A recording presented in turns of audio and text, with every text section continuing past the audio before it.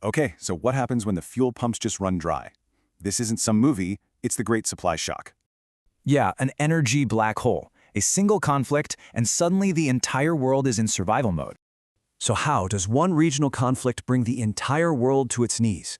Let's break it down. Well, it all comes down to this one spot, the Strait of Hormuz, a critical and now contested choke point. And why is that so critical? Because a massive 20% of all the world's oil passes right through there. So when that route gets blocked, bam, insurance costs explode and supply becomes a huge question mark. It's not just that energy got expensive. The real crisis, it's just not dependable anymore. And when energy is unreliable, nations start scrambling. We're seeing some pretty desperate measures. Take a look at Asia. Sri Lanka is rationing fuel with QR codes. Bangladesh is facing daily blackouts.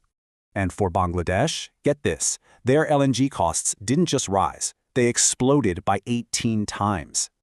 Now let's jump over to Europe.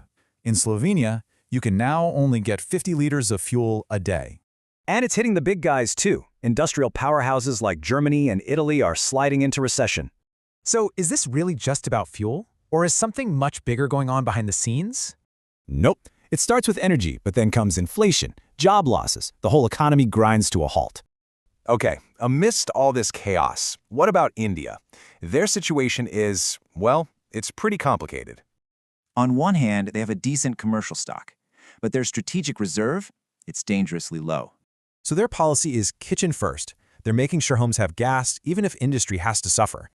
This brings up a huge question. When the conflict ends, does everything just go back to normal? Well, not exactly. Some countries, like Britain, are using this crisis to accelerate their shift to renewables. We're basically seeing the world split in two. You either stick with volatile oil or you push for independence. Because at the end of the day, energy is the new currency. Control the energy, you control everything. Which leaves us with one last thought. Are those fuel lines we're seeing just a warning of our own future?